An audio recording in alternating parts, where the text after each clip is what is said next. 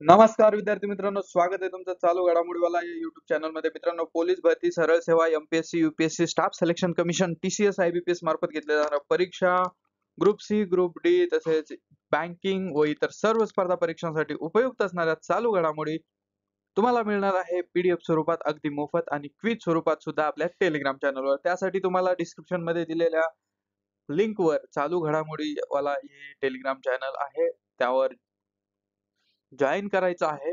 त्यामध्ये तुम्हाला हे सगळं मिळून जाईल आणि सोबतच आपल्या इंस्टाग्राम अकाउंटची सुद्धा लिंक त्यामध्ये दिलेली आहे. तिला सुद्धा क्लिक करा आणि इंस्टाग्रामला फॉलो करून घ्या. आणि मित्रांनो, अद्यापपर्यंत तुम्ही जर आपल्या युट्यूब चॅनलला सबस्क्राईब केलेलं नसेल तर सबस्क्राईब करा, व्हिडिओला शेअर करा, लाईक करा आणि सपोर्ट करा. सुरुवात करूया आजच्या व्हिडिओला. बघा, आज आहे 30 सप्टेंबर आणि आजचा दिन विशेष आंतरराष्ट्रीय अनुवाद दिन आणि आंतरराष्ट्रीय निंदा हक्क दिन असे 2 दिवस आहेत. आजचा पहिला प्रश्न बघा, कोणत्या भारतीयाला 2025 चा UNEP young champions of the earth पुरस्कार मिळालेला आहे? तर याचं उत्तर आहे ऑप्शन डी, जिनाली मोदी. ठीक आहे, पुरस्कारावरचा प्रश्न आहे. महत्वाचे पुरस्कार बघूया 2025 मधले. बघा, पहिला जंगल बेल्स पुरस्कार भावना मेनन, महादजी शिंदे राष्ट्रगौरव पुरस्कार एकनाथ शिंदे यांना मिळाला. तर फिला 2025 मध्ये उत्कृष्टता पुरस्काराचे प्रतीक ठरले जय शहा प्रिट्झकर पुरस्कार 2025 ल्यू जियाकुन यांना मिळाला. तर प्रवासी भारतीय सन्मान पुरस्कार 2025 डॉक्टर सय्यद अनवर खुर्शीद यांना मिळाला. 2025 चा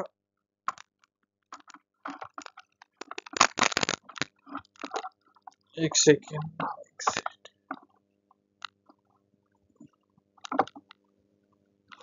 ओके 2025 चा गोल्ड मर्क्युरी पुरस्कार दलाई लामा यांना मिळाला. तर महाराष्ट्र भूषण पुरस्कार 2025 चा राम सुतार यांना मिळालेला आहे. ठीक आहे. पत्रकारितेतील रामनाथ गोयंका पुरस्कार 2025 मृदुलिका झा यांना मिळाला. तर ज्ञानपीठ पुरस्कार विनोद कुमार शुक्ल यांना मिळाला. जगद्गुरु श्री संत तुकाराम महाराज पुरस्कार एकनाथ शिंदे यांना मिळाला. तर 11वा ॲबेल पारितोषिक 2025 हा मसाकी काशीवरा यांना मिळालेला आहे. संगीता कलानिधी पुरस्कार 2025 आर के श्रीराम कुमार यांना मिळाला. तर 34वा सरस्वती सन्मान हा जो की 2024 चा आहे, महामहोपाध्याय साधू भद्रेश दास यांना मिळालेला आहे. 2025 चा गोल्ड मर्क्युरी पुरस्कार तेनझिन याक्सको यांना मिळाला. तर 66वा महाराष्ट्र केसरी वेताळ शेळके यांना मिळालेला आहे. फ्रेड डॅरिंग्टन सँड मास्टर पुरस्कार सुदर्शन पटनायक, लिस्बन शहराचा प्रतिष्ठित सिटी ऑफ ऑनर पुरस्कार द्रौपदी मुर्मू, राष्ट्रपती द्रौपदी मुर्मू यांना मिळालेला आहे. तर 2025 चा व्हर्च्युअल दलित साहित्य पुरस्कार पी शिवकामी, 2025 चा ग्लोबल फॅनगार्ड सन्मान प्रियंका चोप्रा. तर दानिश सिद्दीकी पत्रकारिता पुरस्कार 2025 वैष्णवी राठोड यांना मिळाला. 2025 चा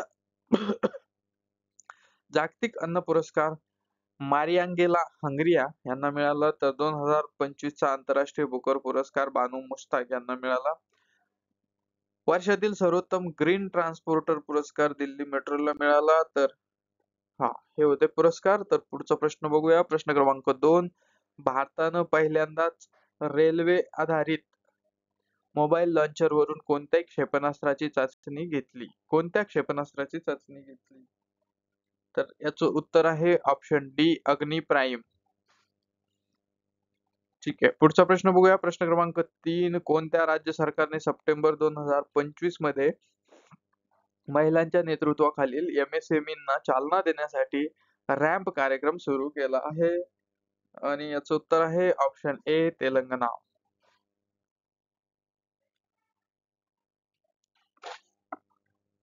चौथा प्रश्न बघूया. प्रश्न क्रमांक 4, सप्टेंबर 2025 मध्ये कोणत्या राज्य सरकारने इयत्ता 6वीच्या शिक्षकांसाठी खेळ यात्रा पाठ्यपुस्तक सुरू केले? आणि या प्रश्नाचं उत्तर आहे ऑप्शन बी, हरियाणा.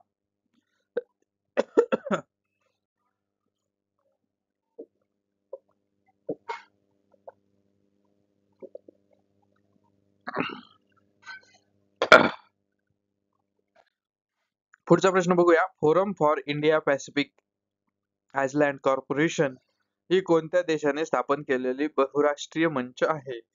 तर हा मंच आहे भारतानं स्थापन केलेला. ऑप्शन बी. ज्युनियर जागतिक क्रमवारीत अव्वल स्थान मिळवणारा पहिला भारतीय जुडो खेळाडू कोण बनला आहे किंवा बनली आहे? तर ही आहे हिमांशी टोकस. ऑप्शन बी. तर ही पहिली भारतीय जुडो खेळाडू आहे, त्यामुळे ही खूप महत्वाची आहे. 7वा प्रश्न बघूया.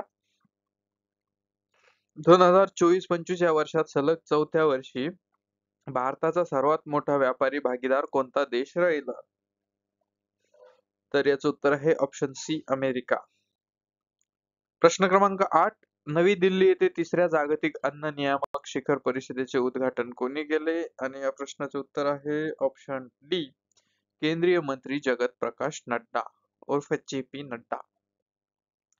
बघा, महत्वाच्या परिषदांवर एक नजर टाकूया. 2026 मध्ये ब्रिक्स शिखर परिषद होणार आहे भारतामध्ये. बॉन हवामान बदल परिषद 2025 जर्मनीमध्ये झाली. 7वे हेलिकॉप्टर आणि लघु विमान शिखर परिषद पुणे या ठिकाणी झाले. 98वे अखिल भारतीय मराठी साहित्य संमेलन दिल्ली येथे झाले. तर 99वे आता मित्रांनो सातारा या ठिकाणी होणार आहे. 27वी राष्ट्रीय परिषद ई गव्हर्नन्स 2024 मुंबई या ठिकाणी झाली. तर पहिली जॉईंट कमांडर परिषद लखनौ या ठिकाणी झाली.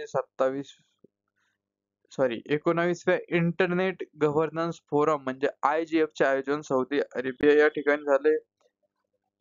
तर पहिला आंतरराष्ट्रीय सौर महोत्सव नवी दिल्ली या ठिकाणी झाला. Global artificial intelligence summit 2024 Hyderabad या ठिकाणी झाले. तर भारत आखाती सहकार्य परिषदेच्या परराष्ट्र मंत्र्यांची पहिली बैठक सौदी अरेबिया या ठिकाणी झाली. अखिल भारतीय राजभाषा परिषद 2024 नवी दिल्ली या ठिकाणी झाले.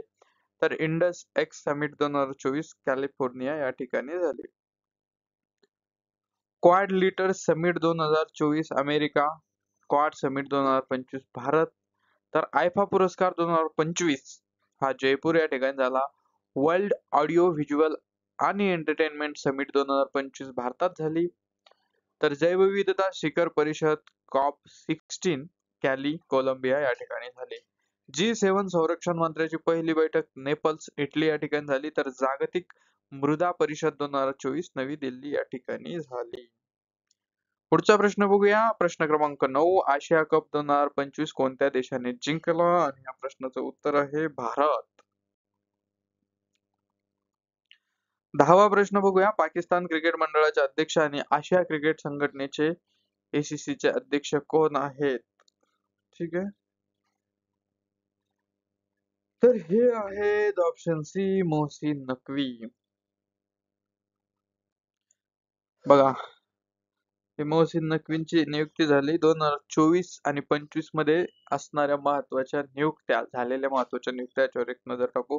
महाराष्ट्राचे नवीन मुख्य सचिव राजेश कुमार, पंतप्रधानाच्या आर्थिक सल्लागार परिषदेचे नवीन अध्यक्ष एस महेंद्र देव, संयुक्त राष्ट्राच्या जागतिक पर्यटन संघटनेच्या पहिल्या महिला सरचिटणीस शेखा नासेर अल नोवेस, भारतीय खत संघटना अध्यक्ष शैलेश मेहता, ब्रिटनमधील गुप्तचर संस्था M16 चे प्रमुख ब्लेज मिट्रवेली, आंतरराष्ट्रीय बिग कॅट अलायन्स अध्यक्ष भूपेंद्र यादव,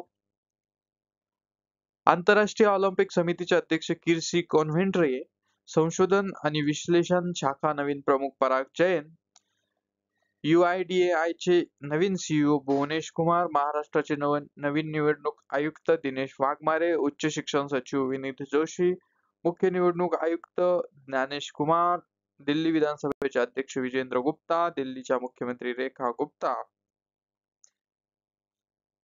दिल्लीचे उपमुख्यमंत्री प्रवेश वर्मा, नाटोचे 14वे सरचिटणीस मार्क रुटे, तर 98व्या अखिल भारतीय मराठी साहित्य संमेलनाच्या अध्यक्षा डॉक्टर तारा भावळकर, जे दिल्ली या ठिकाणी झालं होतं. तर 99व्या अखिल भारतीय मराठी साहित्य संमेलन सातारा या ठिकाणी होणार आहे. त्याचे अध्यक्ष आहेत विश्वास पाटील.